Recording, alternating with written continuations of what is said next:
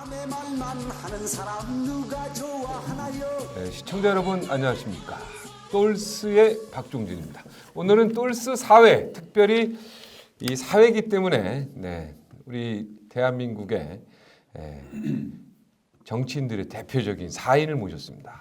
F4입니다. F4. 네, 우리가 지금 굉장히 욕먹을 거 알면서 안티를 부르는 소리 형 낯선데요. F4를 모셨습니다. 자, 우리 장진영 최고위원, 하태경 최고위원, 네, 안녕하세요. 김상민 사무총장, 전 사무총장. 네, 안녕하세요. 저는 박종진 앵커입니다.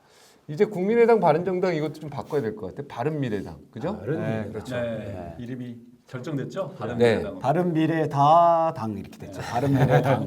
그 디자인 괜찮아요. 제가 볼 땐 로고도 예쁜 것 같아요. 나 네. 민트색, 네. 민트색이 그 배달의 민족 그 색깔이잖아요. 요즘에 그래서 사람들한테 익숙하다고. 근데 뭐 배달의 민족. 색깔만 이쁘면 그 색깔 뭐합니까? 민트색이거든요. 배달의 민족.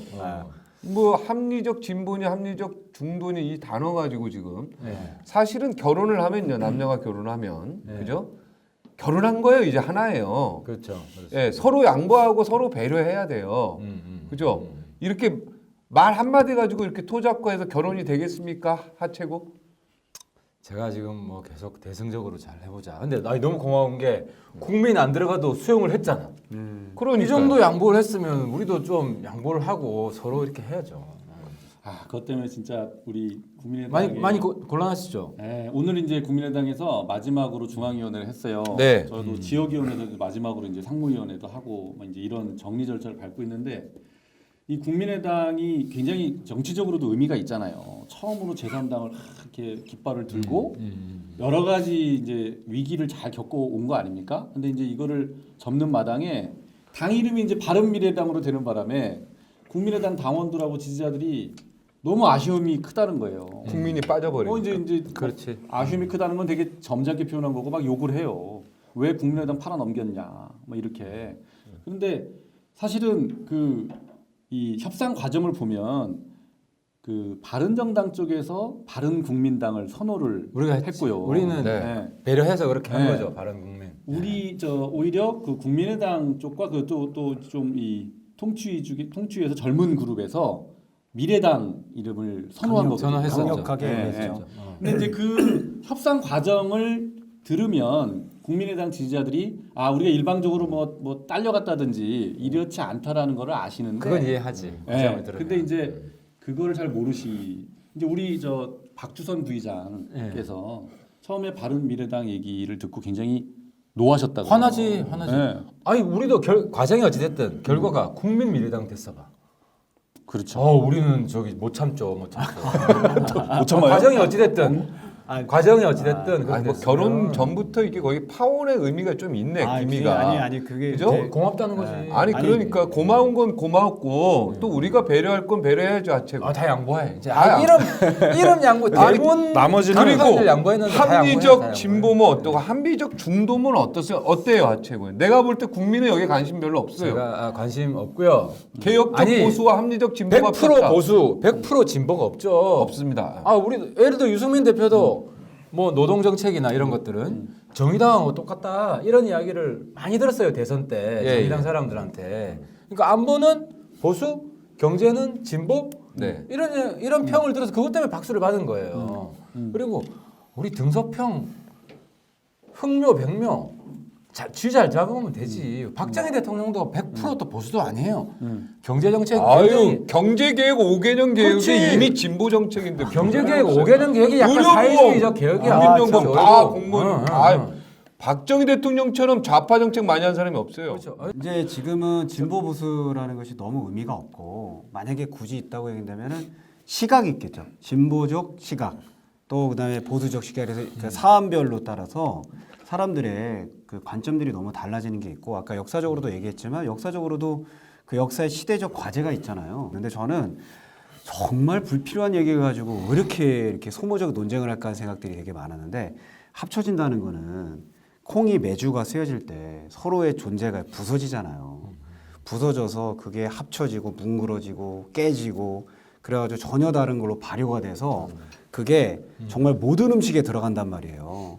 그러니까 전혀 다른 세상을 만들어고 맛을 주는 존재들이 되는 건데 나는 바른정당하고 우리 그 국민의당이 미래당으로 됐을 때 되게 좋았거든요. 근데 이제 거기에 또 여러 가지 사정이 있어서 뭐 어쩔 수 없이 바른미래당이 됐었는데 그 정말 미래라는 화두 안에서 진짜 모든 우리 그 곳곳의 과거와 또 과거의 청산으로만 묻어 있는 곳에 좀 미래라는 흔적들이 담아줄 수 있는 정당으로 가기를 바라는. 지금 이제 김상민 의원 되게 좋은 말 하셨는데요.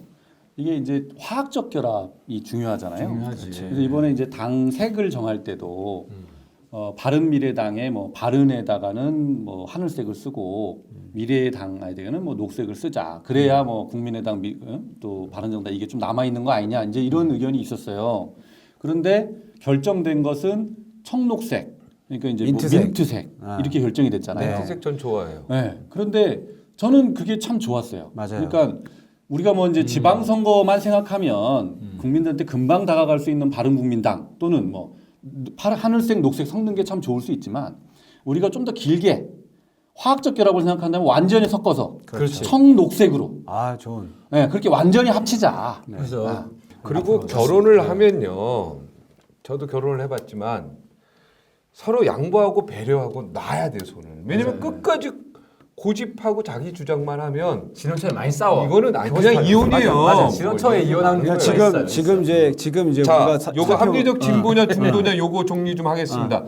요거 아직 이야기 안 끝났습니까? 아니 네, 지금 근데 왜 당에서- 합리적 진보는 왜 뺀 거예요? 저도 그거 모르겠어요. 아니 그러니까 자, 바른정당에서 굳이 왜 그러니까 이게 뺐어요, 지금 문제가 개혁적 보수와 합리적 진보가 합쳐진 이게- 당이다라는 걸 넣자는 얘기인데 왜냐하면 서로 그거 이제 넣으면 안 됩니까? 아니 서로 오해할 수 합리적 진보? 있으니까 이 스토리 전개는 그렇게 돼 있어요. 원래 국민의당 당헌 당규에 네. 국민의당의 성격은 합리적 진보와 맞습니다. 개혁적 보수가 함께하는 당이래요.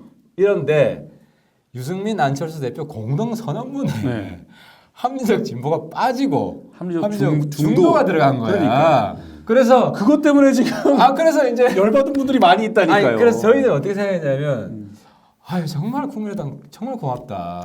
우리 지지자들을 위해서 너무 많은 걸 양보하시는구나. 당명도 그렇고 국민의당 당헌 당규에 있는 것까지 그래야 돼 있는데 또 이제 나중에 들리는 이야기를 들어보면은 아이 뭐 선언문 잘 썼겠지. 이제 유 대표 쪽에서 거의 초안을 많이 잡았대요. 그래가지고 문제를 안 삼는 안 거죠. 대표가 아이 선언문 잘 썼겠지 그냥 통크에 가 이렇게 한 거야. 근데 또 섬세하고 깐깐한 분들이 아니 처음에 안 대표가 이렇게 합리적 중도 해놓고 왜 그거를 또 진보라고 바꾸려 그러냐 하는 게 있는데 내가 찾아보니까 그럼 합리적 중도가 뭐냐 이걸 또 안에 들어가서 보면 합리적 중도란 개념이 합리적 진보와 개혁적 보수를 합친 거야 이게. 그러니까 이렇게 하나 저렇게 하나 똑같다는 근데 거지. 이제 저도 그래서 지금 이거 가지고 결론이 양보하는 걸로 됐어요. 어떻게 됐어요 이거? 저는 아마 이거는 다시 아마 좀 손 좀 봐야 될 것 같아요. 이게 이 중요하지 않기 때문에 이런 거 갖고 싸울 필요가 없다는 거예요. 그렇죠, 제 그렇죠. 말씀은. 그다음에 여기 이제 네 명의 의견이 지금 다 똑같습니다. 근데 저는 합리적 이런- 진보를 넣어도 난 된다고 국민의당이 봐. 원하면 당연히 넣어줘야 당연히 된다고. 넣어줘야 아니, 우리 된다고. 거 들어갔잖아. 그래. 개혁적 보수. 그러면 우리는 되지, 개혁적 뭐. 보수 들어갔으니까 그러니까 국당이 원하는 대로 합리적 해줘. 진보를 넣죠. 합리적 진보를 그 아니, 국당이 판단해서 여기서 제가 좀 한 말 드리면 제가 계속 오늘 좀 딴지 거는 것 같은데 합리적 진보든 함원장 역할을 해주셔야 돼요, 오늘은. 합리적 진보든 보수든 그거는 국민이 판단하는 거예요.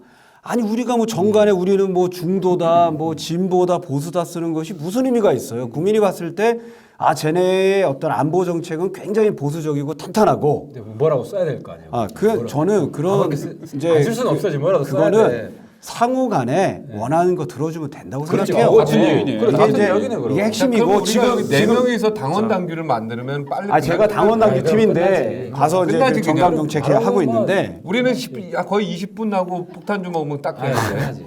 그죠? 당원들. 내가 볼 때는 지금 끝날 것 같아. 그냥 끝나죠 여기는. 아니 그러니까 우리가 지금 저 사람들이 원하는 거는 지금 나쁜 기득권들 좀 정리하고 그렇죠. 무능한 기득권 안에서 살고 싶지 않다라는 거잖아요. 그러면 이제 좀 대안적인 그 새로운 리더가 합리적 리더가 되라는 얘기인데 그거에 대해서 우리가 내세울 수 있는 정책을 발표하고 또 대안적 비판을 했으면 그 대안적 어떻게 해결할지를 얘기하는 게 지금으로서 더 좋은 메시지 아니겠어요? 그러니까 딱 기준이 이거예요. 자, 합리적 진보, 우리 개혁적 보수, 합리적 진보 요 두 단어가 다 들어가야 되는 게 원칙이에요. 왜냐하면 지금 현재 정강 정책 그렇게 돼 그래요, 있으니까 그렇죠. 합리적 진보가 들어감으로써 바른정당에서 뭐 비난을 한다든지 또는 실망할 분들이 있어요? 없죠. 뭐 한두 분 합리적 있으니까 진보가 주장하는 거 아니에요? 합리적 한두 분 진보가 있으니까. 들어간다고 해서 한- 바른정당이 아니 아예 없는 건 아니고 꽤 아, 있어요. 우리한테 설득하려고 하죠. 한- 우리는 다 동조했으니까. 98, 90%는 수용을 하고 네. 뭐 이제 우리 당도 스펙트럼이 아주 있으니까. 극소수 그렇지. 해놓고 근데 그러니까 일부가 좀 일부가 있죠. 그거. 근데 이제 국민의당 쪽에서는 개혁 쪽 보수만 있고 합리적 보수 진보가 빠지면 상당한 분들이 실망하시거든요. 그렇지, 이런 걸 그러니까 배려를 해야지. 그런 것들은 배려해야 된다는 거고 햇볕 정책 부분도 그래요. 그러니까 이제 우리 양당에서 지금 7.4 남북 공동성명, 남북 기본합의서, 6.15, 14, 14. 공동선언까지 다 돼 있고 바른정당은 존중한다. 우리는 계승한다. 이렇게 돼 있는 거 아니에요? 그럼 교집합은 존중한다 정도로 정리하면 되는 거 아니에요? 그러면 그렇죠? 그러면 너무 감사하죠. 그 존중한다라고 한다고 해서 우리 국민의당 쪽에서 반발할 건 없어요. 그런데 그 중에 하나가 빠진다. 뭐가? 6.15 이런 게 6.15를 빠진다. 빼달라. 그러면은 이제 상처받는 분들이 생기는 거거든요. 그러니까 왜냐면 이것도 우리가 역사적 통합을 하고 시대 통합하는 우리끼리 하면은 딱 분이잖아. 20분이면 끝나겠네. 아니 그러니까 이것도 우리 당의 일부 지지자들이 네. 6.15는 반드시 빼야 됩니다. 하는 사람이 있죠. 있어요. 근데 그러니까 그리고 또 이미 포괄적으로 들어가 있는데, 그러니까 내가 웃긴 게 포괄적으로는 햇볕 정책을 빼달라. 조금 더 구체적으로는 6.15를 빼달라. 바른정당을 지지하지 말았어야지. 그렇지. 바른정당 안에 음. 6.15, 14 존중이 다 들어가 있고요. 그게 들어가 있는 이유는 박근혜 정부가 박근혜 대통령 본인이 6.15, 14 존중한다고 했어요. 박근혜 정부 때 이면 합의를 한 그리고 거예요. 한마디로 양당에서 얘기했었던 그동안의 기조들이 이렇게 함께 되니까 지지도 많아지고 우리가 반응이 이루어지는 거잖아요. 그러니까 그런 걸 다 지금요. 받아들일 필요가 사실 자한당 있는 쪽에서도 거예요. 우리 미래당으로 엄청 넘어왔죠 이번에. 자유한국당으로 구의원 시의원. 저도 어제 엄청 설날 넘어왔죠? 인사를 예. 하는데 제가 예전에 출마했던 지역이랑 새로 이제 수원 지역에 자유한국당에 있었던 사람들 중에서 우리로 지금 오겠다는 사람들이 엄청 많아요. 저희도 그래요. 네, 그래서 지금 당원들 다 이동하겠다는 우리 한국당에서 사람들도 데리고 많고. 오니까 빨리 민주당에서 그리고 좀 이제 데리고 오세요. 어떤- 아니 민주당에서 있어? 네 저희 쪽에 문의가 왔었어요. 오, 역시 네, 박정희는 대거. 좌우를 넘나들어서 설날 좌우를 송파에서요. 네. 설날 민심이 무서운데 이게 보니까 가서 이렇게 밑바닥을 물어보니까 어떤 인식이 쫙 깔려 있냐면은 자유한국당으로 시의원 나가서는 도의원 나가서는 쉽지 않다. 그래서 지금 굉장히 많이 흔들리고 우리 당으로 옮기고자 하고 또 저를 만나고자 하는 요청들이 사실 이게 다니는데 굉장히 많더라고요. 그래서 저도 생각한 것도 깜짝 놀랐었거든요. 그래서 밑바닥은 이미 벌써 지금 많이 그 움직이고 미래를 보고 있다 이런 흔들리고 겁니까? 있어요. 예. 미래를 보고 있다. 왜냐하면 그 특히 정치권에 기웃거리는 사람들은 권력의 흐름과 냄새를 정말 잘 알거든. 자, 그러니까 이동이 이미 이루어졌다고 봅니다. 저도 저희 지역구 얘기도 말씀도 드릴게요. 저희 지역구가 저도 서울이잖아요. 어디입니까? 서울 동작을이잖아요. 아 네. 좋은 데네. 그런데 이제 저희 바로 옆에 동작갑 같은 동작구 의회에 네네. 나경원 의원 지역구 이렇게 우리는 쉽게 나경원 얘기해. 의원 지역구. 쉽게 근데 이제 그 얘기해. 이름을 듣기 싫어하는 분들이 많아요. 그런데 이제 우리 옆 지역구에 자유한국당에서 탈당한 무소속 구의원이 있었어요. 네. 얼마 전에 탈당한 분인데 네. 그분이 지난주에 바른정당 입당 선언을 했어요. 들어와서 네. 인사했어요. 네. 이봉준 의원이 네. 구의원이라고요. 맞습니다. 예. 그분이 이제 처음 테이프를 끊고 이제 지난주에도 저도 우리 또 동작구 의회의 자유한국당 소속 의원하고 또 면담을 했어요. 또 다른 분 2명하고 면담을 했어요. 전현지. 민주당은 왜 없어요? 민주당은 서울 수도권에서 좀 세요. 자기네가 다 될 줄 알고 있어요. 그래서 민주당은 아직 흔들리지는 않고 있고요. 자유한국당이 지금 여론조사 해보니까 바른미래당하고 지금 더블 안 돼. 스코어 차이가 난 거 아니에요? 서울에서는 더블 스코어 수도권이. 차이 났어요. 예, 예. 그러니까 이제 본인들이 굉장히 절박한 거예요. 그렇죠. 맞습니다. 네, 알겠습니다. 멋이 중한디, 뭐 합리적 진보 뭐 또 합리적 중도면 어떠냐? 예, 그리고 이거는 우리가 국민의당이 우리가 그동안 많이 양보했으니까 우리가 이제 국민의당의 주장을 좀 받아들일 때가 됐다. 예, 하체고위원회 우리가 통과하는 바. 아직 흡수될까봐 엄청 내부 네. 불안해하고 있어요. 우리가 안아줘야 돼요. 네. 안아줘. 뭐라고요? 하고 싶은 거 다 이야기해. 다 해줄게. 다 해줄게. 아니 이름 자체가 이미 바른미래당이기 때문에. 아, 자기는 그렇게 하니까 우리가 지금 반발하는 거예요, 지금. 네, 알았어. 네. 아니 그러니까 우리가 양보해야 된다고요. 자, 멋이 중한디 중하지 않다. 네. 자, 색깔 논쟁은 이제 여기까지만 하자. 네. 자, 이제 평창 올림픽 지금 핫해. 그 심석희 선수 500m 떨어진 거 나 너무 가슴 아프더라고. 야, 근데 3000m 계주에서 넘어졌는데도 올림픽 신기록으로 1등하는 장면에 심석희? 아니, 야, 개주팀. 개주팀 개주팀. 4명. 어, 우리 그렇구나. 최민정 뭐 선수부터 시작해서 감동이죠, 정말 감동. 감동이고 잘했어요.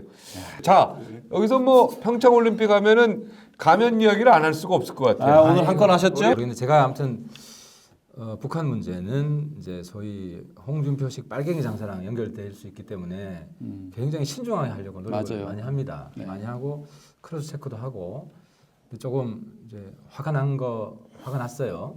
화가 난 게 뭐냐면 어제 밤 9시 경에 그러니까 정확히 녹화 그 방송 때문에 토요일 밤 9시 경에 김일성을 연상시키는 그림 가면 김일성 가면 연상이 아니라 뭐 그렇죠. 김일성 얼굴인데 딱 보면 제가 보니까 그러니까 김일성 가면이에요. 여자 아이스하키 팀 스위스 대 단일팀. 남북 단일팀 경기에서. 그렇지 네. 남북 단일팀 경기에서 이걸 들고 나왔더라고요.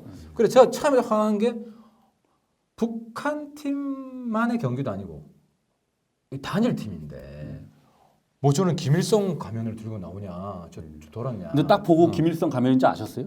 아 왜냐하면 저는 이제 북한 쪽을 많이 봤기 때문에 딱 김일성 김일성 가면 아니면 김정일 가면이겠죠. 아니, 얼굴이 무슨 뭐 일부 보고 우리가 아는 아니 김일성이랑 다르던데. 야, 상상 그냥 응원하러 나왔는데 사람 가면을 들고 나왔다는 거는 이거는 말이 안 되는 거. 우리 여태까지 응원 많이 해봤지만 사람 얼굴 갖고 응원하는 거 봤어요? 그런 거 없어요. 그거는 김일성 아니면 김정일 아니면 김정은 셋 중에 하나라는. 아니 근데 저는 우리가 알고 있는 김일성 사진이랑 다른데 어떻게 아셨는지가 궁금해요. 그러니까 이제 그거 나도 보아도 알겠던데. 북한 전문하면 이제 젊을 때 네. 그 김일성 청년 시절이나 이런 책들을 읽어보면 이제 화보 같은 그림도 나오고 근데 이제 그때 그림으로 본 거랑 거의 똑같은 거예요. 그림으로 본 거랑 그래서 제가 오늘 이거 안 가져왔는데 당시 이제 그림으로 그려진 김일성 얼굴이랑 굉장히 똑같고 또 젊을 때 사진하고도 똑같아요. 똑같은데 그래서 그 여러분들 그걸 해보세요. 그 페이스 얼굴 인식 프로그램이라고 있어요. 마이크로소프트 어주어라고 AJURE 거기까지 다 압니다. 저는. 한번 해보니까 아 그걸 해보셨어요? 몇 퍼센트 나옵니까? 그 김일성 젊을 때 사진 똑같은 거 두 개, 사진 네. 두 개, 다른 네, 사진 좋아요, 두 개 좋아요. 네. 해보니까 한 60%, 62% 나와요. 가면하고요? 아니 의외로 사진끼리. 사진끼리. 근데 이제 그림끼리 해보니까 이번에 이제 평창 때 등 그림하고 김일성 젊을 때 그림 해보니까 57.337% 하고 결론은 같은 사람입니다. 이 정도 수치면 하니까 60% 50대 후반 이 정도 프로테지가 나오면 같은 사람이다 하고 결과가 나와요. 실제로 근데 그 기대했던 것만큼 퍼센테이지가 높지 않은 관계로 아니 그건 똑같은 빼도록 사진 하겠습니다. 예. 똑같은 사진 두 개도 57% 나와요. 같은 똑같은 사진. 똑같은 사진. 김일성의 같은 김일성의 젊은 사진, 사람하고 젊을 때 나이 사진의 들었을 다른 장면. 그 어플리케이션이 문제 있는 거 아니에요 그거? 아니 그리고 뭐 그럴 수도 있는데 아무튼 하여튼 상식적으로 내가 객관적 수치를 아니 보여주려고. 응원단에 사진을 들고 나왔던 그 사진이 엄청난 상징성이 있는 사진일 거 아니에요. 아니 그런데 김일성 아니면 이제 김정일 이렇게 얘기하는 내 거 말 아니에요? 맞잖아요. 그죠? 탈북자들이 무슨 반론 응원을 반론 자, 있어요. 탈북자들의 반론이 이거예요. 김일성은 북한의 최고 존엄인데 어떻게 목을 댕강 잘라갖고 얼굴만 들고 나와서 눈을 파가지고 이렇게 그런 가면을 만들 수 있느냐? 그건 상상도 못하는 일이다. 이런 반론을 하고 있어요. 아유, 반론- 제가 그 반론을 누가 했냐면은 탈북자 만난 사람을 내가 만나고 왔어요. 이건 100% 김일성이래요. 아니 그리고 아니, 뭐 그러니까. 일반 사진으로 봐도 그건 김일성 사진인 게 너무 분명하고 누가 봐도 그런데 그걸 그 말을 누가 했냐면은 여당 대변인이 했단 말이에요. 아니 그런데 탈북자들이 이거는- 실제 이런 얘기를 해요. 해요. 그건 그거- 맞아요. 네, 저도 이야기할게요. 이거 맞아요. 김일성 사진인데도 불구하고 김일성 사진을 이 들고 있을 수가 없다. 그래서 김일성 사진이 아니다라는 얘기를 여당 대변인이 우리나라에서 하고 있단 말이에요. 이게 너무 기가 막히고 이상한 일이죠. 그것도 근데 제가 탈북자를 많이 알아서 사실은 제 입장 발표하기 전에 한 대여섯 명 크로스 체크를 해요.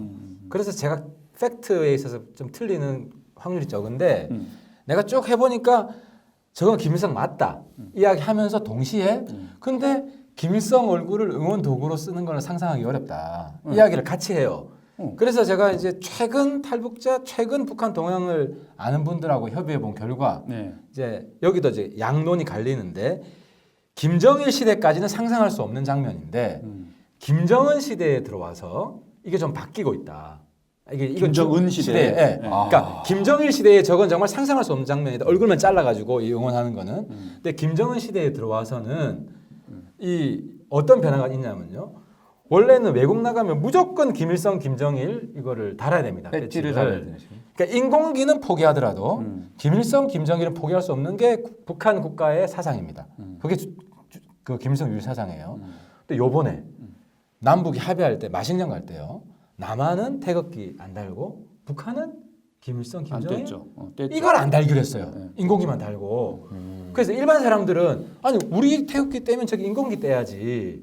왜 저기는 인공기 안 떼냐 해서 불만이었는데 네. 북한 전문가들은 충격이었던 거예요. 진짜 왜 떼려면 인공기 안 떼고 원래 김일성, 김정일 이건 못 떼거든요. 이걸 떼지 김정은의 이런 김일성, 김정일 얼굴에 대한 정책이 바뀌고 있다. 그리고 또 하나 외국 공간들 나가면은 이거를 못 뗍니다. 김정일 시대. 이걸 못 떼는데 김정은 시대에 있어서 떼게 허용을 해줬어요. 왜 허용을 해줬냐? 외교관들이 김일성, 김정일 배지 달고 전 세계 돌아다니니까 쪽팔립니다. 그런 말은 못 외교관으로서. 됐겠죠. 에이, 그런 아니, 말 근데 했다가는 그런 진짜. 이야기가 조금씩 흘러가니까 네. 김정은이가 그러면 떼라. 그러면 신빙성이 떨어져 자꾸. 아니 떼라 그런 거예요. 떼라 그런 거예요. 그래서 이번에 이제 그 새로운 분석이 뭐냐면 김일성, 김정일 배지를 안 달고 있잖아요. 선수들이나 응원단이나 안 달고 있잖아요. 그거에 대한 대용으로 김정은식 파격을 한 거다. 그게 북한에서도 굉장히 충격 아니에요? 파격이에요. 만약에 그런 게 탈북자들한테도 파격. 전례가 없다면. 그렇죠. 파격. 아니, 그리고 중요한 거는 누가 봐도 김일성 젊은 시대 얼굴이에요. 그 부분에 대해서 부인을 하면 안 돼요. 탈북자들 이건 다 똑같이 그러면 인정해요. 아니 그러면 뭐 엑소입니까 그 얼굴이?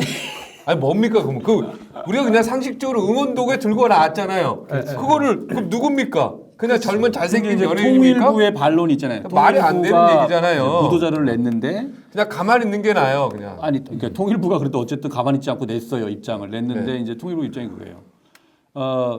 현장에 있는 북측 관계자에게 물어봤더니 김일성 사진이 아니다.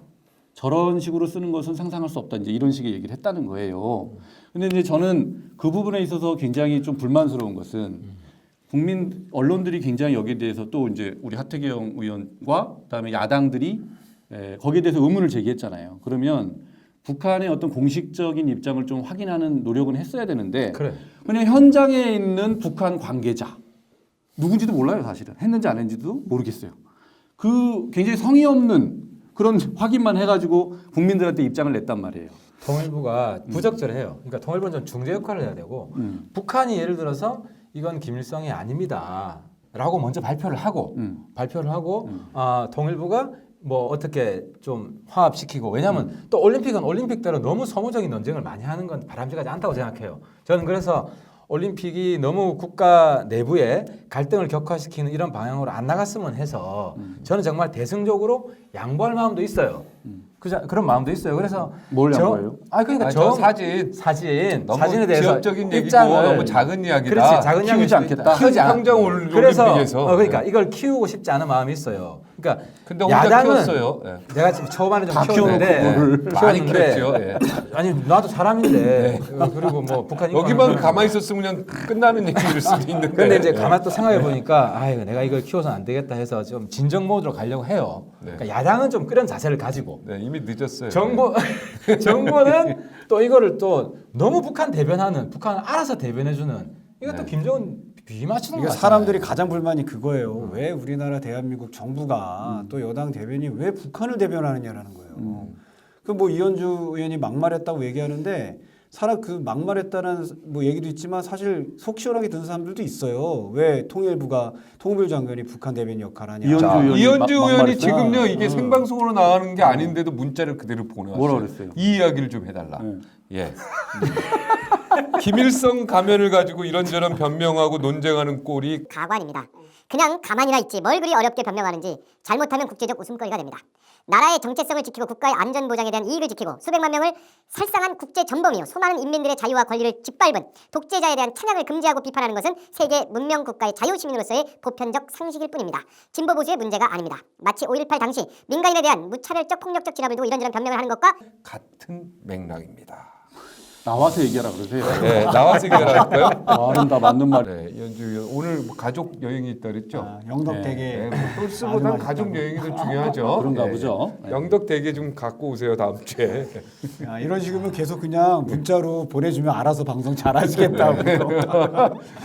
어쨌든 야당도 좀 국가를 생각하고 이런 마인드가 제가 변한 건 아닙니다. 아닌데 조금 저도 조금 더 생각하고 네. 제 발언의 파장이 어떻게 될지 앞으로 좀 신중하겠다는 생각 말씀을 드리면서도 통일부는 좀 전체 조정하는 중재하고 이런 거 모습을 좀 보여줬으면 좋겠어요. 이럴 때 쓰는 그 속담이 있죠. 네, 엎지러진 물 수 없다. 뭐 이런 표현이. 그런데 이제 여기 지금 아닌데 여전히 통일부의 입장이 중요합니다. 저도 이제 오늘 제 입장을 페이스북에다 올렸는데 저는 사실은 뭐 이게 김일성 사진인지 여부에 대해서 확신은 없어요. 그러나 이게 김일성 사진이다, 김일성 주석의 사진이다라고 말하는 쪽에 뭐 근거가 있어요. 합리성이 있어요. 젊었을 그렇죠. 사진 너무 비슷하단 말이에요. 비슷하죠. 그렇다 그러면 통일부는 여기서 실제적으로 잘 그 깊이 있게 확인해서 혹시 북한이 잘못해서 또는 뭐 우리가 받아들일 수 없는 의도로 그런 행동을 했다면 여기선 그러면 안 된다라고 자제를 시키고 그리고 국민 앞에서도 해명을 해야 됩니다. 왜냐하면 이게 이제 응원이 계속될 거 아니에요 앞으로. 근데 이걸 또 쓰게 할 겁니까? 그게 지금 굉장히 중요한 부분이에요. 또 쓰게 할 거냐? 이게 잠깐만요. 또 쓰게 하면 안 되죠. 또 쓰게 할 거냐? 자, 그 다음에 또 쓰면 이제 난리 지금 납니다. 이제 구구단체에서 어떤 얘기하고 있어요? 자, 저거 불로 한번 태워보자. 반응이 이러고 어떤지, 있어요. 반응이 예. 어떤지. 저게 그러면 김일성 주석 사진인지 아닌지를 야, 태워보면 알 수 있다 막 이런 얘기가 나오고 있는 거예요. 확실한 방법이에요. 그런데 만약에 응원단이 지나가는 앞에서 그걸 태웠다. 근데 그게 김일성 주석의 사진이었다라고 하면 이건 걷잡을 수 없게 되는 거예요. 여기서 마무리하려면 통일부가 여기 지혜롭게 행동해야 되는 거예요. 무조건 북한 편을 드는 게 능사가 아닌 거예요. 근데 오늘 그러니까 일요일 통일부는 빨리 평창 올림픽이 끝나기를 지금 간절히 바라고 있어요. 통일부 일요일 날 오늘 오늘 입장에서 보면 좀 뭐 김일성 아닌데 해도 되지 이런 입장으로 들려요. 그렇죠. 이런 입장으로 들립니다. 그래서 신중하지 못하다라고 보는 것이고 어쨌든 많은 국민들이 김일성을 연상케 하고 또 내가 물어본 탈북자 100이면 100 김일성이 연상된대요. 그러니까 상식적으로 김일성이 아니면 누굽니까? 사진이고 뭐 여러 가지 있지만 저는 좀 많이 요즘에 올림픽을 보면서 자존심이 너무 상하고 속상한 마음이 너무 드는 게 이제 우리 개막식 때도 우리 한반도기 들고 나왔는데 독도 빠졌잖아요.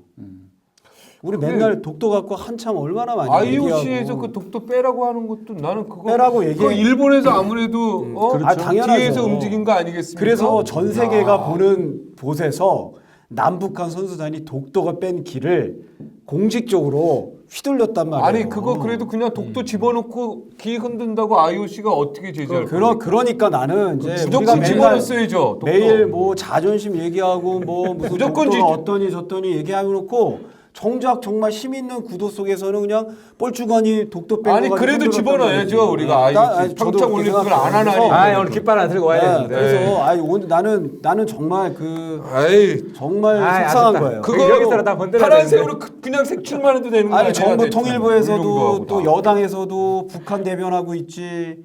우리는 정말 이제 좀 방송 보면서 어떤 선수가 뭐를 잘하고 또 선수에 대해서 종목에 대해서 알고 싶은데 매일 나오는 건 김여정 나오지 현성월 나오지 도대체 아니, 그러니까 그걸 IOC가 보면 뭘 어떻게 우리가 독도 점점 찍은 거를 야, 이게- 뭘 문제 삼을까? 어떻게 우리 국가의 우리 땅인데. 아니, 그죠? 이게 참 일본에 치이고 북한에 치이고 네. 아니 저는 IOC의 그 기준이 정말로 이해가 안 돼요. 뭐 정치적인 행위는 해서는 안 된다. 우리 땅인데 무슨 아니, 정치적인 그게 정치적 행위야. 행위지. 보세요. 남북한이 단일팀 한다. 이것만큼 정치적인 게 있어요? 예? 고도의 정치 행위 아니에요. 그렇죠. 스포츠라는 게 정치 행위예요 이미. 그러면 그거를 인정을 하고 긍정적인 방향으로 갈 수 있도록 하면 되는 거예요.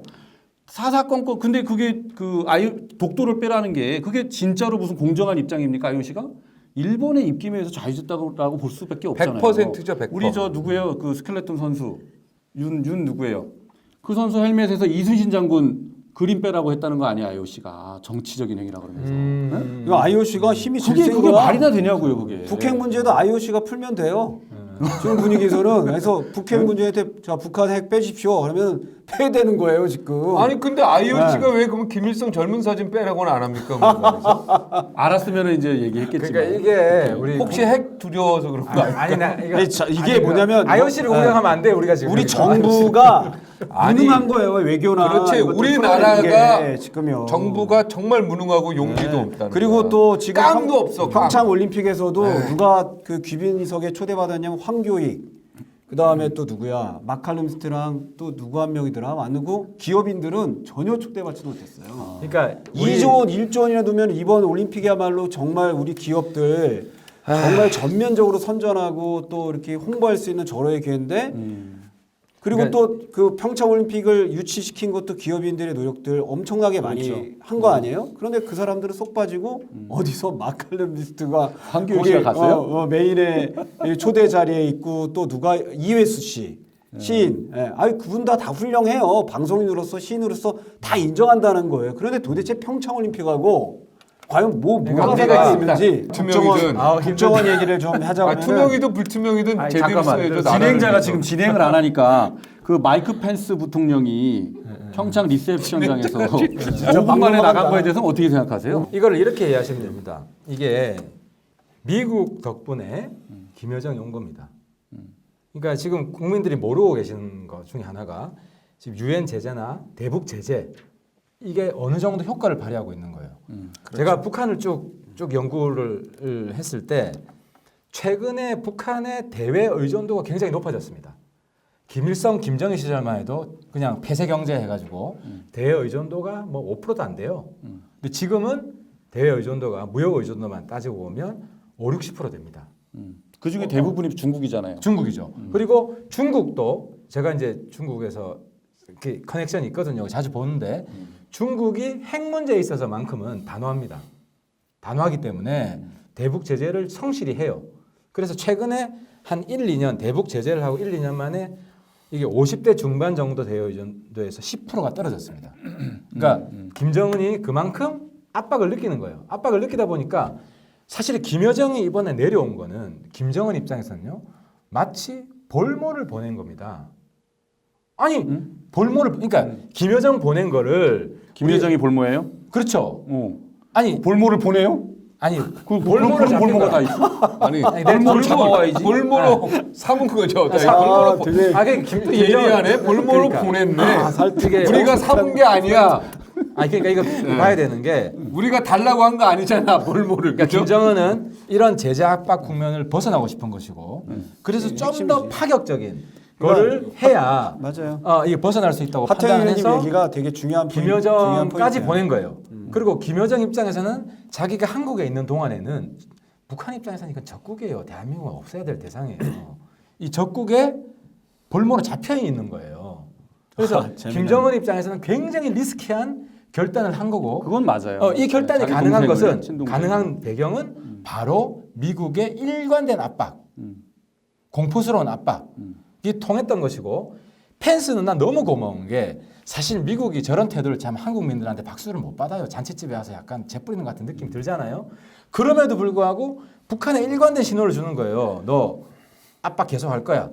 급한 약속 있었던 아니, 건 아니고요. 확인하셨습니까? 그러면 펜스는 한국을 도와주기 위해서 저런다. 이런 아니, 이런 근데- 이런 거예요. 그러니까 근데- 이게 네. 서로 그러니까 문재인 정부랑 말은 잘 안 통하지만 결과적으로 미국 압박 카드가 우리가 이런 김정은까지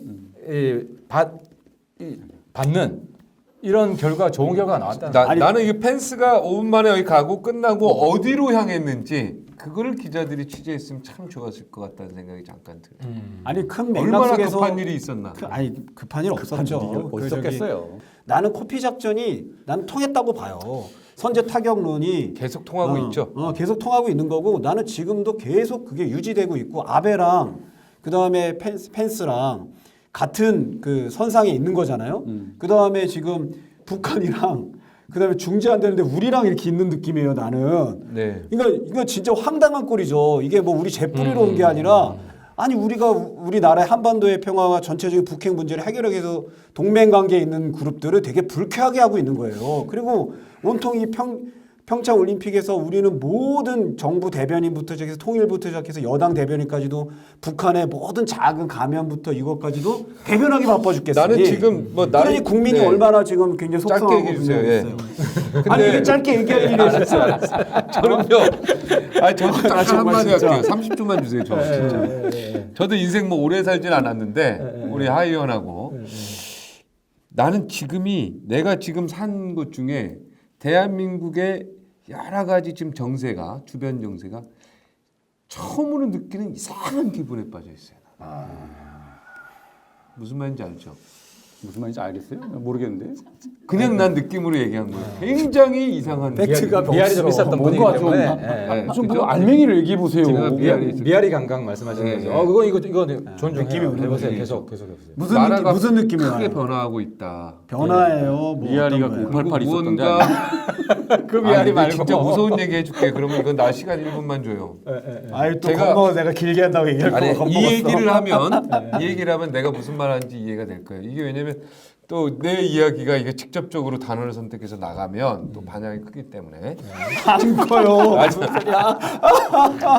이거요. 내가 중요한 그때 반영은 얘기예요. F4만 제가 제가 만나는 통일 얘기를 제가 굉장히 만나는 군 중에 하나가 사실은 이제 철학관 하시는 분들 이제 뭐라고 합니까? 조금 역술가. 여기라고 점쟁이라고도 얘기하지만 역술가, 그다음 미래를 보는 이런 분들이 제가 이제 캐도남마 진행할 때 꽤 있었어요. 아 집사잖아요. 아니 그러니까 집사예요. 아니 오늘 교육 아니 그러니까 얘기 다 듣고 결론 났어요. 예, 얘기 그러시면 다 안 돼요. 듣고 결론 네, 냈어요. 네. 보고서만 아니, 듣고 그러시면 다 안 알아요. 돼요. 다 알아요. 어느 교회 집사님이셔? 아 그것까지 밝히면 안 될 것 같아. 송파구 하늘비전 집사입니다. 근데 아이 진짜. 그 분 중에 이제 이름만 대면 아는 유명한 분이 아침 새벽에 6시에 전화가 와가지고 박종진 앵커 내가 너무 불안해서 전화 왔다는 거예요. 이분하고 만나려면 한 1년 기다려야 만나는 분이에요. 전화하는데 그러셨냐고 왜 그러냐고 그랬더니 통일이 되는 꿈을 꿨어 막 그러는 거예요. 통일이 되는 것 같아. 그래서 통일되면 좋잖아요. 통일 우리 꿈 아니야. 우리 소원은 통일인데 너무 반가운 소리네요. 근데 이 사람이 그러는 거예요. 근데 무서워. 왜요? 그러니까 그 통일된 한국이 우리가 통일했는지 저쪽이 북한이 통일했는지가 헷갈려. 빨간색이라서 아니요. 빨간색 통일이 됐는데 그 홍준표 이 나라가 네. 우리가 통일을 한 건지 저쪽이 통일을 한 건지가 불확실하다는 거야. 네. 그래서 무서워서 전화를 했대. 네. 짧게 하세요, 짧게. 지금 짧게 했어요. 그래서 나도 전화 받고 근데 무섭다. 순간적으로 소름이 확 끼치는 거예요. 그렇죠. 네. 지금 지정학적인 여러 움직임들이 통일로 가는 분위기는 맞는 것 같은데, 그죠? 어떤 식의 방식의 통일인지 그분 역술가가 저한테 얘기한 연도가 2023년이에요. 지금 2018년이죠. 5년 남았어요. 5년 남았다. 아니 그러니까 나는 크리스찬으로서 이런 거 믿지는 않는데 여기 또 믿는구만. 뭘 믿구만. 굉장한 지금 보니까. 크리스찬인데 아니, 너무- 갑자기 그 이야기가 생각이 나요. 저 말은 미래당 정권 시절에 통일된다 이 말이네 어쨌든. 네. 뭐 하여튼 색깔은 이번에 섞여가지고 지정학적인 지금 아멘 해야 되겠다, 분위기가 아멘. 하체고요. 민트색 아니고 통일 색깔이. 아니 그러니까 민트색 내가 아니고? 꾼 게 아니기 때문에 한반도 이상해. 색깔이 민트색이에요? 뭐? 무슨 아니, 색깔이? 갑자기 그건 바른정당 색깔이 재밌죠? 아니 그런데 하채구 의원 지금 지정학적인 여러 돌아가는 지금 대한민국 주변의 정세가 굉장히 내가 지금까지 경험하지 못한 분위기고 느낌이 이상하다. 이거는 우리가 좀 조심해야 될 게 여기 대해서 코멘트가 있으세요? 예, 이 어떤 코멘트를 해드리냐면은 한미 동맹이 불안해지는 것 같으니까 그렇지, 불안해지지. 사람들이 불안해하는 거예요. 한미 동맹이. 그렇죠. 근데 요번에 트럼프가 왜 탈북자들을 백악관에 그래요. 뭐 7, 8, 9명 초대했어요. 네, 9명. 그렇죠. 왜 했냐 그 뒷이야기를 내가 들어보니까 예. 이 북한 속도 완급을 조절해야 되는데 북한하고 이번 올림픽 논의를 하면서 미국이랑 제대로 소통을 안 한 거예요. 막 우리 한국 정부가 한국 정부가 마음대로 한 거야. 그래서 미국은 한국 정부한테 경고를 그렇게 날린 거예요. 물론 북한 인권이라는 명분도 있지만 그리고 펜스가 와서도 북한 압박도 있지만 문재인 정부 압박도 있어요. 제가 이거 비화를 하나 말씀드리면 똑같은 현상이 노무현 정부 때 있었습니다. 저는 그때 미국 워싱턴에 있었는데 미국의 이제 여러 사람들 저는 그때 북한 인권 문제를 많이 만났어요. 그 뭐 하셨어요 워싱턴에서? 워싱턴에서 제가 그때 대북 방송 펀딩을 하고 있었죠. 좀 펀딩 좀 했어요. 그러니까 왜냐하면 제가 그때 북한 내부 사정을 워싱턴에 어렵게 살았어요. 거주하는 사람들 중에 북한 내부 사정을 가장 많이 아는 사람. 네. 왜냐하면 나처럼 탈북자 수백 명을 만나본 사람들이 없었기 때문에 북한 안에서는 어떠냐면 나한테 물어봐요. 그래서 내가 그때 고위층들 많이 만났어요. 노무현 정부 정동영 통일부 장관 있을 때 어떤 일이 일어났냐면 원래 휴민트 있잖아요.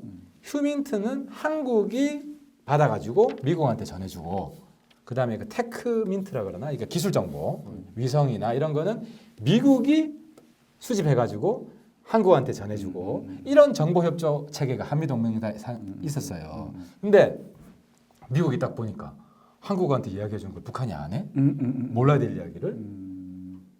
한국하고 정보 거래를 제대로 하면 안 되겠는 거예요. 그래서 기술 정보를 한국한테 안 주기 시작했겠죠. 북한이 넘어가니까. 그럼 한국도 우리도 휴민트 안 줘. 이래서 미국이 독자적인 휴민트 조직을 만들었어요. 독자적인. 이미 한미 동맹 금이 가네. 거기서 금이 갔어요. 그리고 심지어 내가 어떤 얘기를 들었냐면 노무현 정부 때 그랬던 노무현 정부 때 그랬어요. 그 정동영 통일부 장관 때. 네. 그리고 미국 국방부 같이 비행기를 타고 오는데 내가 그때 차관 이름까지 기억해. 차관 이름이 워낙 법이 없어가지고 이름이 로리스야. 로리스. 철자가 똑같아요. 법이 없는 사람. 법 없어도 살 사람. 좋게 말하면 법 없어도 살 사람인데. 변호사 굶겨 죽일 사람. 근데 그 사람 같이 오는데 그 밑에 과장하고 국장하고 같이 오는데 정동영 장관 이번에 북한 갔는데 거기서 장군이 만세 불렀대더라. 북한 가서 장관이 정동영 장관이 정동영이 김일성 만세를 불렀다. 장군이 만세를 불렀대더라. 로리스가 얘기한 거죠. 로리스가 아니고 로리스 밑에 있던 이제 미국 말로 했을 거 아니에요. 그렇지 미국 말로. 알아들은 거죠, 그거를. 그러니까 내가 그 이야기 듣고 그 이야기 정확히 해야 돼 이거는. 그 이야기 듣고 사실관계를 떠나서 영어로 뭐라 만세는 뭐예요? 사실관계를 김일성 이렇게 했어 손짓을 이렇게 했어. 그래서 그 영어 안 하고 손짓만 한 거네. 말도 하고 그래서 이제 최초 공개예요? 최초 이거 공개? 최초 공개예요. 오늘 최초 공개? 단독이야. 단독입니다. 단독 얘기해야 돼 지금. 똘스 내가 그때 단독. 이제 심각하게 느꼈던 거는 실제로 그 장관이 저렇게 했는지는 모르겠으나 미국이 저렇게 인식을 하고 있다. 한국 정부는 완전히 북한 친북 정부다라고 인식을 하고 있구나 하는 내가 느낌을 받았겠죠. 그런 비슷한 현상이 지금 벌어지고 있는 거예요. 지금 뭐 곳곳에서 일어나고 있는 거죠. 지금 이번에- 그래서 내가 좀 느낌이 이상하다는 거 이번에 아니에요? 이번에 아베가 이번 평창에서 또 이런 얘기를 했어요. 문재인 대통령한테 한미 군사훈련 중단되면 안 된다. 그런 얘기를 했어요. 그러니까는 문재인 대통령이 이거 뭐 우리 주권에 관한 문제인데 아니 당신이 아베도 그런 오바네 말을 이거. 이렇게 얘기를 했어요. 아니 물론 한미 동맹 중지하면 안 되는데 훈련 중지하면 그걸 왜 아베가 얘기해? 기분이 안 좋네. 그거는 그래서 뭐 같지 않게 트럼프가 얘기한다. 이야기 해주라 그랬어. 그러니까 그걸 영어로 알아듣는 제가 거예요. 이렇게 야, 하라고 그랬어. 하태경 의원 영어 저렇게 잘하는지 몰랐네. 그런데 제가 보니까 영문학과 나왔어요? 물리학과잖아 물리학과. 내가 통역도 좀 하고. 아베가 왜 그랬나 보니까 이런 분위기를 눈치채고 그렇죠. 본인이 이제 얘기한 것 같다는 생각이 드는데 저는 아베가 물론 이제 저는 문재인 대통령이 우리나라 대통령으로서 그렇게 반응해야 된다고 생각해요. 당신 우리가 주권 국가니까 내정 간섭이다라고 반박을 했어야 된다고 저는 생각하는데 그런데 이제 아베가 왜 그런 얘기를 했냐 이걸 생각해 보면 북한 저 미국이 시켰다는데 뭘 또 생각해? 아니 그런데 이제 그 안 시켰더라도요. 지금 북한의 핵 문제, 그러니까 이 남북 통일의 문제는 있잖아요. 북한의 핵 개발 이전과 이후가 완전히 달라졌다는 거예요. 국제적인 시각에서 볼 때 핵 개발 이전은 그냥 남북 간의 통일 문제는 그냥 로컬 이슈, 이 두 나라 간의 문제. 그런데 핵 개발 이후에는 이 남북 관계는 이 로컬 이슈가 아니라 글로벌 이슈가 됐다는 거예요. 지금 당연하죠. 그렇죠. 이 북한 핵 개발 때문에 가장 긴장하고 있는 거는 미국일까요? 일본이다. 미국이 아니라는 거예요. 이스라엘이라는 거예요. 이스라엘. 그렇지. 네? 이스라엘 왜냐하면 북한의 핵 기술이 북한이 미국에다가 미사일 쏠 가능성은 낮잖아요. 그런데 그 가능성은 낮지만 북한의 핵 기술이 유출될 가능성은 많다. 중동 국가로. 그렇죠. 중동 국가. 이스라엘 입장에서는 적성 국가인 중동 국가로 얘네가 돈벌이를 위해서 유출을 하게 되면 그게 이스라엘한테는 가장 우려가 되는 요소이기 때문에 이스라엘이 제일 긴장하고 있다는 거예요. 그래서 지금 이스라엘의 해병대가 온다는 거 아닙니까 북한으로? 그렇죠. 그래서 그걸 지금 읽었어요, 그 사설. 이게 지금 글로벌 해병대가 이슈라는 거예요. 온다. 그래서 아베 입장에서는 이게 저희 문재인 대통령한테 이건 당신네 나라만의 일이 아니다. 이런 얘기를 하고 싶었을 것 같아요. 제가 보기엔. 미국이 쏘는 게 아니라 이스라엘 해병대가 온다는 거예요. 그러니까. 아 우리나라는 좀 너무 이렇게 뭐랄까 트럼프도 우습게 여기고 아베도 너무 우습게 여기는 것 같아. 예. 대단한 나라죠, 그래서. 아 그게 너무 웃긴 거죠. 그러니까 미국이 얼마나 우리나라 위험하고 만세. 북한이 얼마나 무모하게 하고 있고 우리 정부가 얼마나 무능한지에 대한 객관적인 판단을 하지 않고 있어요. 보면은. 그래서 여기서 짧게 끝낼게요. 아무 말 안 했어요. 그럴 것 같아서. 아니 또 모르게 점성술사 또 얘기할 것 같아가지고 어찌 됐든 이을까? 그래서 아베가 내가 일본에 가서 깜짝 놀랐는데 이런 얘기를 하더라고. 젊은 유능한 친구에게 야 너 아베 같다. 응? 젊은 일본인에게 유능한 청년한테 너 아베 같다라고 아베 얘기를 인기 하더라고. 그만큼 좋다 이 말이죠. 일본 사람이 네. 일본 사람들끼리 그러면 그리고 지금 하는 처세나 또 정치 집권하는 것들 보세요.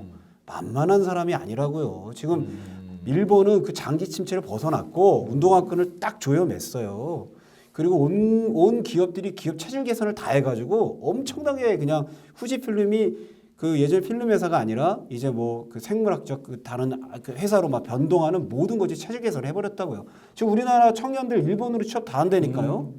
맞아요. 무슨 나라가 아니야. 100%. 그리고 지금 이 동북아 정세에 따라서 자기네 어떤 그 궁극주의의 부활이냐 뭐 이런 식으로 좀 나오고 있고. 그래서 아베 이름 나온 여기서- 노래도 있잖아요. 아베 마리아라고. 그냥 이게 네.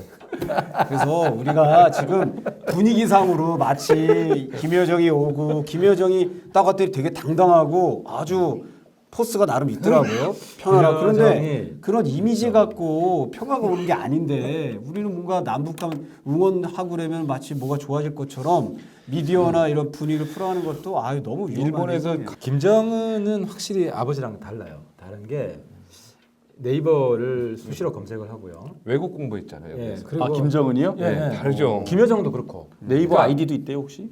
있을 거예요. 아마 다른 이름으로 페이스북 와서 아마 제가 무슨 이야기 하나 한 번씩 볼 거예요. 왜냐하면은 2월 3일자 노동신문에 내 이름이 3번이나 났어. 진짜요? 네, 3번이나 어떻게 났어.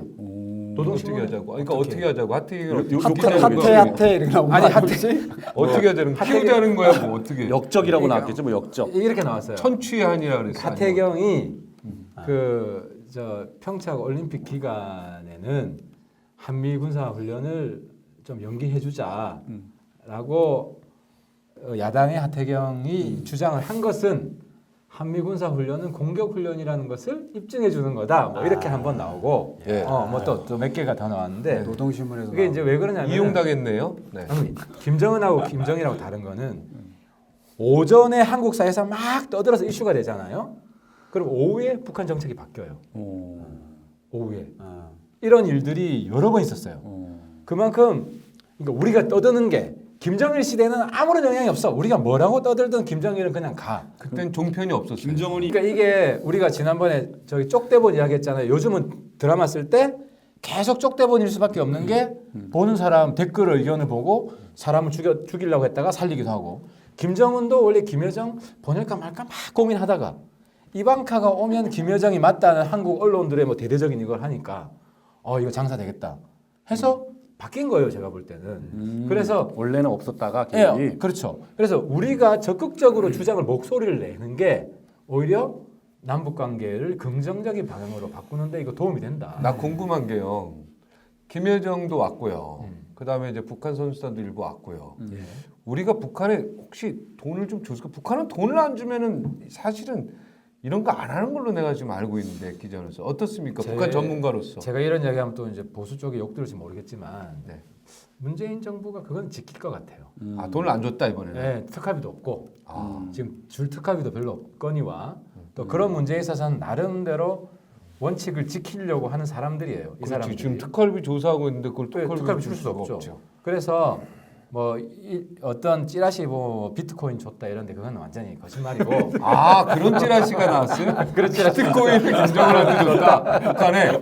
야 대단합니다. 예. 아니, 비트코인 가격이 3분의 1로 아니 떨어져가지고. 비트코인 그 관련 가상화폐 김정은이 지금 울고 해킹을 있겠네. 북한이 했다라는 얘기들이 계속 이제 실제로 나오고 그거는 있잖아요. 이미 기사가 됐고 거의 뭐 아, 확실시. 그래서 줄 필요가 없는 해킹하는 게 거 아니야? 비트코인이 줄 필요가 없는 게 자기 거라고 생각하고 그냥 가져가요. 지난번에 해킹해서 가져가죠. 가져가요. 일본 거 댓글. 그래서 지금 개성공단 금강산이 안 된다.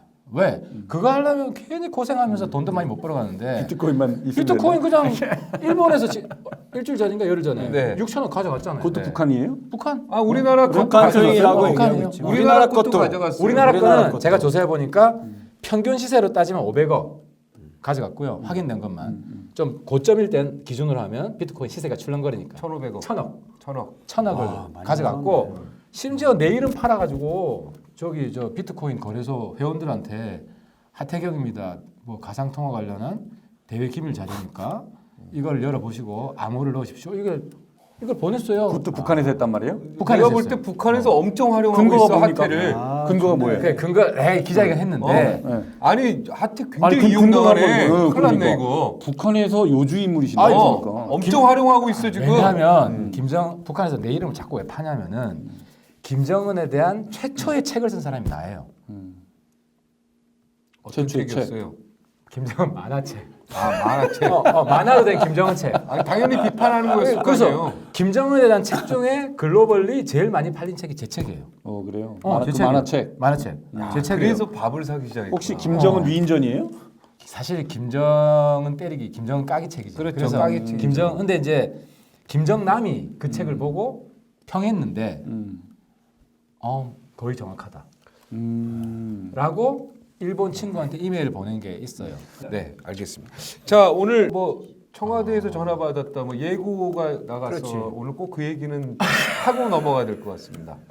네, 뭡니까 청와대? 이건 이제 뭐 떨스 축하 전화죠. 떨스 축하 전화. 진짜입니까? 아 진짜예요? 근데 아무튼 내가 놀란 거는 아니 왜 그 얘기 하고 아니, 가요? 왜 얘기를 넘어가요 해보세요. 그렇게? 하태답지 않게. 어떻게 된 거예요? 네. 청와대에서 어떻게 전화 왔습니까? 뭐 이름만 안 밝히면 되잖아요. 뭐 아무튼 뭐 비서관이 전화 왔고요. 비서관이 전화 왔고 그 이야기는 제가 이번에 못 바뀔 것 같아요. 못 바뀔 것 같고 이거는 아니 뭐 뱀장사. 뭐 이렇게 아니, 조회수 뭐 5만이 왜? 올라가면은 공개하겠다. 뭐 아니 이런 거. 뭐예요? 빨리 얘기해. 이건 조금 다음 주에 한 번 더 이야기해. 공개할 여건이 되는지. 왜냐하면은 똘스를 축하한다. 우리가 이 정말 아름다운 성과 있는 정치를 위해서는 물 밑에서도 교감이 돼야 됩니다. 근데 난 이 정부 높이 평가하는 거는 물 밑에서도 야당 의원하고 교감하려고 왜 노력을 혼자서 한다. 물 밑에서 하시고 그래요? 왜? 우리랑은 네, 교감을 안 해. 다음번에는 전화하라고 그럴게요. 여기 나한테 세 왜 분들한테. 이러는 거 교감을 안 아닌데? 해. 정무수석실이었어요? 당연히 정무수. 나는 노무현 아니, 대통령이 청와대 출입기자까지 했는데 왜 전화도 안 오고 저도 며칠 전에 방부 전화도 안 오고. 국회에서 한병도 정무수석이 지나가면서 저한테 굉장히 반갑게 인사를 하더라고요. 아니 저분이 저를 잘 모를 텐데 그러고는 이제 좀 이상하다 그러고 갔어요. 근데 정무수석실에서 신경을 쓰고 있나 보죠?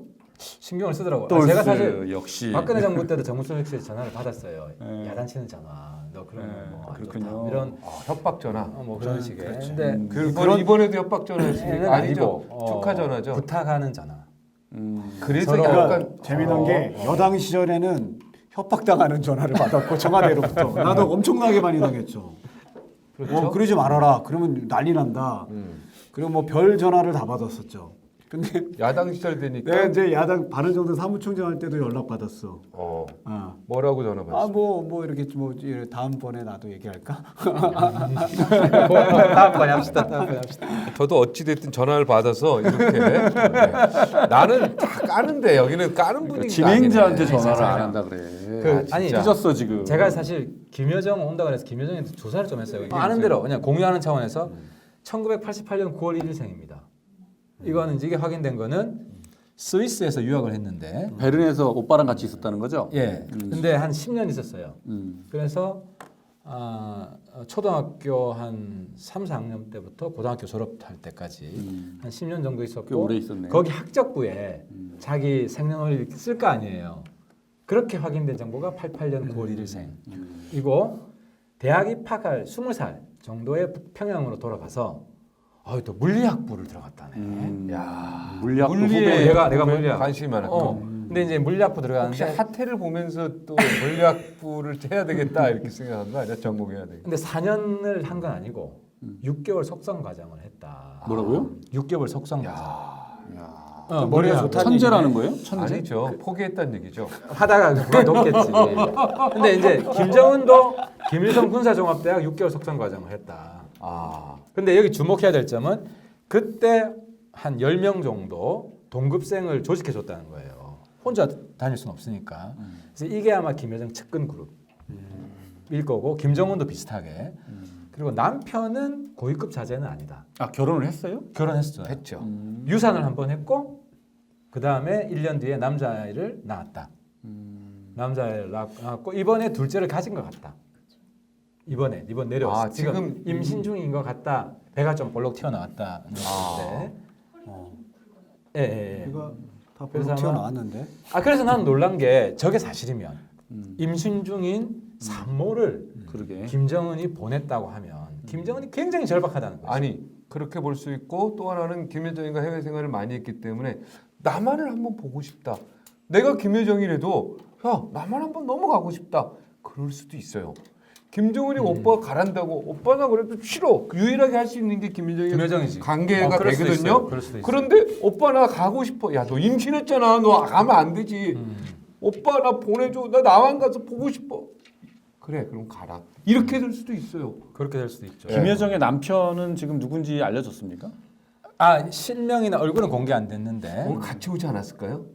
뭔가 북한 관계자 중에 한 명이 이름 없는 사람이 하나 왔다. 아니 같이 안 보내요. 왜냐하면 같이 보내면 둘 다 탈북했을 때 이거를 처리가 안 되니까. 예, 그러니까 볼모로 그러니까 항상 외교관도 탈북으로 해서 가족 중에 한 명을 백두혈통에 북한에 남겨요. 야, 백두혈통. 만약 김여정 부부가 탈북해서 여기서 저기 잔류했다 그러면 진짜 대대적인 그건 뉴스가 통일이죠, 되는 통일. 거예요. 그렇게 되면 통일이지. 그러면 볼모가 맞네, 그죠? 그래서 불안한 거지. 볼모 잡네. 그리고 이번 북한 갔죠 이번에 김여정 네. 팀이 갔는데 오늘 갔죠? 이번에 미스테리한 인물이 하나 있어요. 이게 제일 중요한 인물인데 김창선 비서실장 김정일 때부터 비서실장을 하고 김정은까지 비서실장하고 이 사람 왜 중요하냐면 김정일이 김정은한테 황제 수업을 시킵니다. 후계자 수업. 이럴 땐 저렇게 하고 저럴 땐 어떻게 하고 교과서처럼 교육을 하잖아요. 그 교육할 때 김창선이 같이 한 인물입니다. 그리고 김창선은 김정은, 김여정이 스위스에 유학할 때 그걸 돌봐준 사람이에요. 은사네요 보면. 그렇죠. 완전히 멘토고 아버지 대리인이에요. 완전 측근이네. 완전 측근이죠. 그리고 그 사람이 그 기간 동안에 숙청도 안 당하고 그럴 정도면은 굉장히 뭐 완전히 처세나 이런 김일성 것들을- 패밀리라고 보셔야 돼요. 그 그 사람 사람은. 완전 패밀리. 패밀리예요. 그분도 오셨나요? 왔어요. 근데 문제는 재미난 사실이 네. 이번에 아마 공개가 야. 안 됐을 텐데 네. 청와대에서 이 사람 이름을 김창선이라고 발표하지 않고 네. 리태건이라는 가명으로 발표를 했습니다. 알면서도 그랬다는 거예요? 그렇죠. 몰라서. 알면서도. 저쪽이 그렇게 알면서도. 해달라고 요청한 아니, 걸 받은 거죠. 아니 그게 아니에요. 그럼 의원님 나도 이게 그건가 이게 지금 언론에 보도 안 된 내용이에요? 요거는 보도 안 요거는요? 됐어요. 그러니까 이것도 그러니까 최초 지금 보도예요. 처음 이거 얘기하는 최초 거야? 보도예요. 자, 저 조용히 해봐요. 예. 지금 그러니까 리태건. 예. 오케이. 보도 안 된 건 뭐냐? 왜 리태건이냐? 특정이 뭐냐? 특정. 저도 북한이 리태건이라고 발표를 해달라고 요청을 해서 청와대가 그렇게 발표했을 것이다라고 생각을 했는데 그렇죠. 그게 상식이죠. 이거 메고 가잖아요. 이거 메고 가잖아요. 이름표 아이디 카드. 네. 김창선 이렇게 써 있었어요. 청와대 갈 때 왜 중요하냐면은 지금 정상회담 논의 중이잖아요. 네. 정상회담 논의 중인데 사전에 조율을 할 거 아니에요, 당연히. 우리가 정상회담하면 무슨 합의를 할래? 그 합의 내용의 수준에 따라서 정상회담을 할지 말지 결정하는 건데 이걸 누구랑 협의할 거냐는 거지. 이번 청와대 온 사람들 중에 그게 김창건이다. 김창선이에요. 김창선. 그래서 아마 내가 청와대에 있었으면 딴 사람은 다 보내도 넌 좀 남아 있어라. 우리랑 좀 추가 협의를 하자. 이렇게 해서 좀 보호할 필요가 있을 수도 있다. 왜냐하면 좀 더 길게 이야기해야 여러 가지. 자, 좋아. 그러면은 이거 이름표 지금도 김창선이에요? 바꿨겠지 이제 리태건. 그런데 그거를 그거를 이제 제가 아는 사람이 언론에 제보를 해가지고 네. 김창선을 리태건이라고 청와대에서 보도를 했다라고 네. 언론에 나왔어요. 네. 이름표가 김창선 돼 있다는 건 안 나오고 네. 그리고 나서 그러니까 점심 때는 리태건으로 나오고 네. 점심 오찬 저녁 최문순 만찬 때는 언론이 나오니까 또 김창선이라고 나온 거야. 아, 이름표가 바뀌었군요. 리태권에서. 아니 김창선. 아니 점심 때도 이름표는 김창선. 아, 점심 때도. 또 근데 청와대는 리태건이라고 발표를 했다는 거지. 네. 그래서 내가 이제 미스테리는 이름표가 김창선인데 왜 청와대는 리태건이라고 발표를 했느냐. 네. 이 이유는 청와대가 해명해야 될 부분이에요. 하여튼 재밌습니다. 오늘 특종이 한 서너 개 나왔어요. 네, 통일 2023년에 한다는 그 삼성둘 사이에. 네, 그 굉장히 그 재밌는 내용이에요. 시청자가 듣기에는. 네, 그리고 재미없었어요, 그건. 리태권, 김창선 이야기, 그리고 청와대로부터 이 똘스가 축하 전화 받았다는 거. 네, 여러 가지 기사화가 좀 많이 되는. 내가 뭐 난초도 하나 보내달라고 할까요? 네, 난초를 여기다 놓고 네, 문재인 청와대 대통령 난초. 딱 써놓은 거 네, 해놓고 이제 다음 주는 방송을 하도록 하겠습니다. 뭐안 보내주면 우리가 그냥 저 집에 있어요. 제 집에 있어요? 네, 집에 있는 거 갖고 오세요. 예, 오늘 여러 가지로 재밌었습니다. 오늘 그 자유한국당의 또 홍준표 대표 SNS 이야기 좀 하려고 했는데 예, 우리가 매번 했기 때문에 그건 무시합시다, 예, 이제 뭐. 그거는 이제 그만하도록 하겠습니다. 지가 없어요. 네. 오늘 F4인데요. 네, F4 오랜만에 드라마 보셨죠? 네, 오늘 굉장히 재밌었습니다. 4회 많은 시청, 구독 바라겠습니다. 고맙습니다. 똘스 하면은 뭐 해야죠? 용기 이거? 있는 똘스. 용기 있는 함 똘스 하겠습니다. 이거 네, 시작. 용기 있는 똘스.